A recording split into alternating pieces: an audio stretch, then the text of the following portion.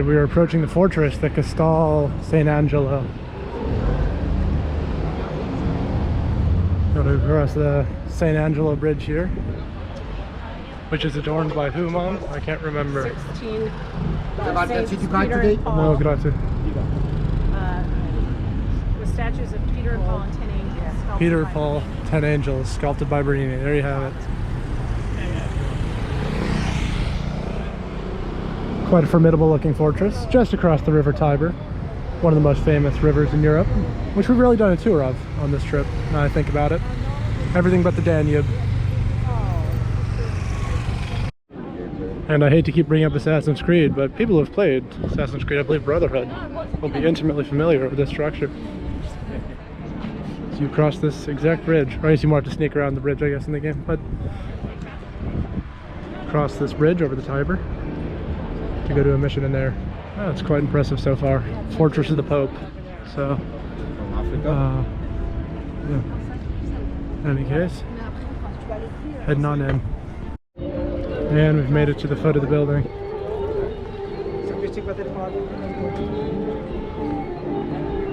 Quite high walls.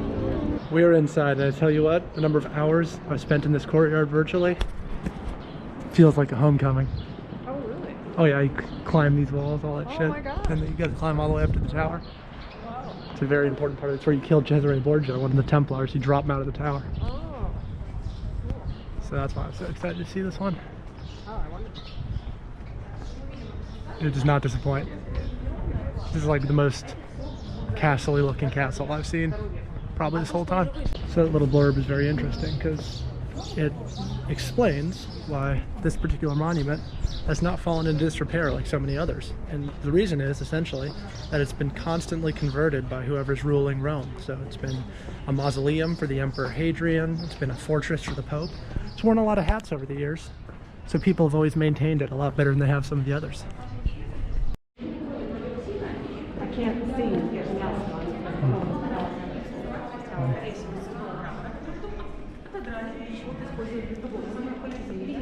So, we're at the entrance of Hadrian's mausoleum. This is where the emperor would have been, well, not this area, but this is the entrance to where the emperor would have been buried. So this is Hadrian's mausoleum. Emerging from those tunnels, we arrive at the side of the keep.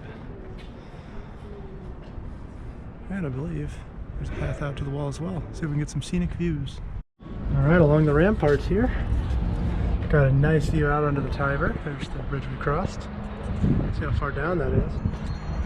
And the Holy See, right over here. El Vaticano.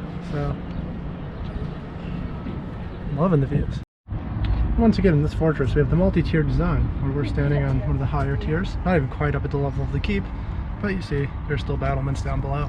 There's the great panorama. Out to the Holy See. So you got the weapons down there, cannons, cannonballs, and of course, Vatican.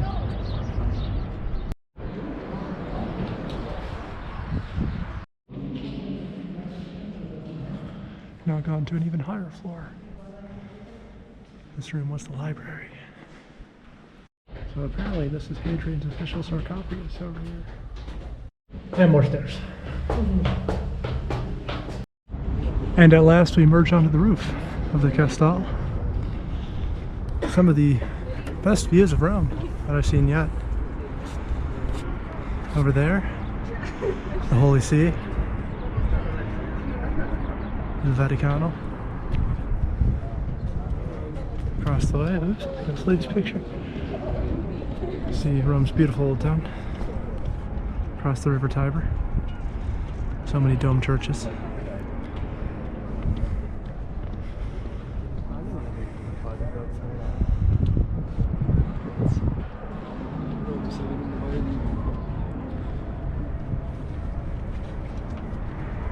Way over there somewhere is the Colosseum. Yeah, right there. You can sort of see it past the monument. Oh yeah, you over there. can. And the rest of Rome.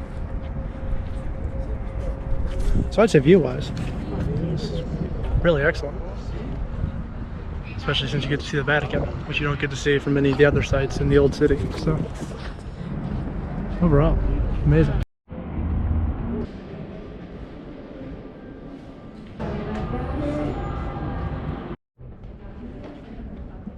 On the way out, you get to venture back down below. We were looking at before, the lower tier of the defenses, which do not offer quite the same level of scenic views as the keep above, but still, it's fun. You get to pretend to be a defender of the castle.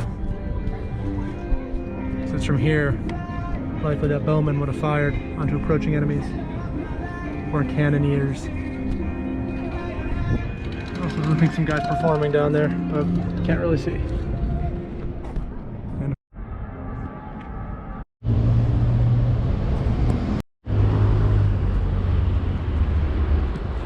So down here we got some rapids, sort of reminiscent of whatever park in Munich. What? And a little island in the middle of the Tiber that has zero significance, but my mom demanded we see it, so here we are. Oh, are we taking video of the island? The island, the coolest place in Rome. Can't miss it, folks. It's essentially an anonymous island.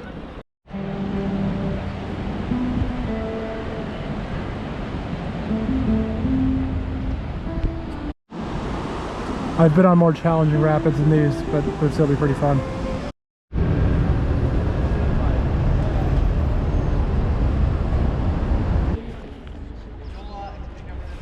And for our first stop of the day, we have the Pantheon, the famous Roman temple to the Roman gods, which are basically just the Greek gods, but with more recognizable names. So you can see it's very much in the Greek tradition. It looks not a lot unlike the Parthenon. I'm just gonna walk through the back of someone's picture.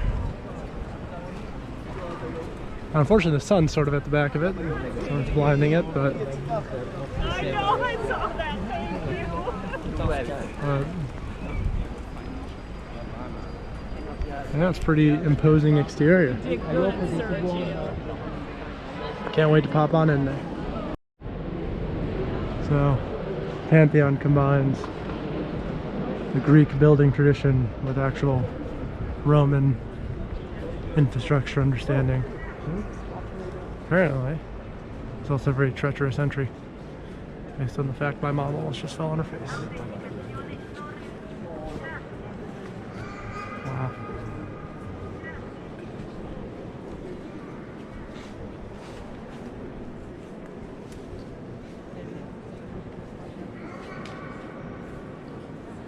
Or how that works when it rains.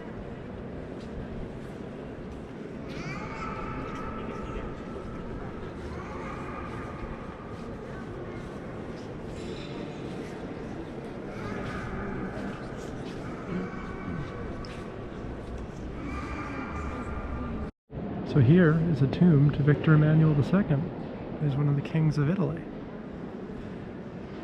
Now, what I'm learning as I'm walking around, and you'll see in just a second, evidence of it, is that today the Pantheon is actually a Catholic church. And this, for instance, is an area for prayer.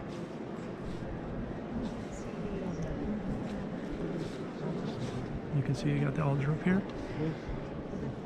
It's quite an interesting combination of the, more modern Catholic faith.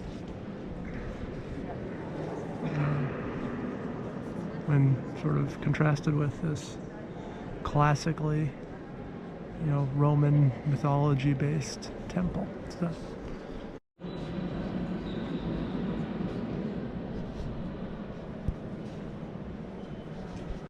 Another tomb for a king of Italy. Umberto I.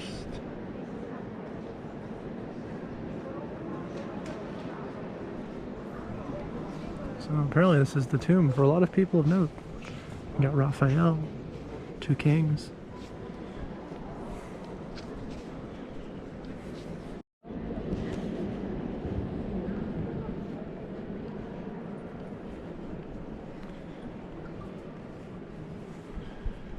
So definitely the dome is the coolest part of that. But overall, quite enjoyable. And really, I had no idea it was a church, so the more you know. My mom is listening to an audio guide, so I'll be waiting outside in the sun because it's quite chilly in there, in spite of the fact it is absolutely gorgeous outside. But yeah, that's the Pantheon. First stop of the day. Good way to start it all off. It's probably okay.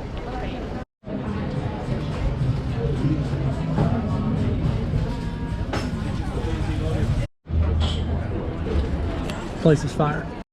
Only about a 2-minute walk from the Pantheon is the Piazza Navona. A nice square in the center of Rome with plenty of restaurants surrounding it. And a tourist information kiosk, if you need that. In the middle is an Egyptian-style obelisk with hieroglyphs on it. And a pretty cool fountain.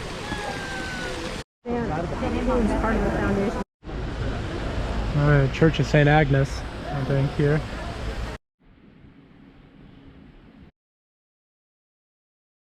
Well north of the main tourist sites is the Piazza del Popolo, Square of the People, with yet another Egyptian obelisk, and a nice spot for scenic overlooks, kind of a park. Yeah, it's quite an interesting little square. Like I said, it's a bit of a walk from everything else, but we're sort of out of things to see at the moment, so we're willing to walk. Of this beautiful gateway into the city. We're on our way up to the Villa Borghese, or rather the garden surrounding it. Provides some nice overlooks. Amazingly, you can see all the way to St. Peter's Basilica from up here. One of the better scenic overlooks we've come across. This park has a lot of fun things in it. Reminds you a little bit of Retiro Park, all the way back in Madrid.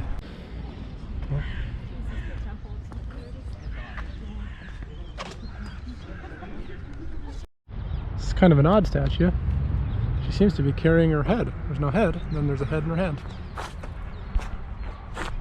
To the park is a big ass Roman wall. Pretty cool, huh?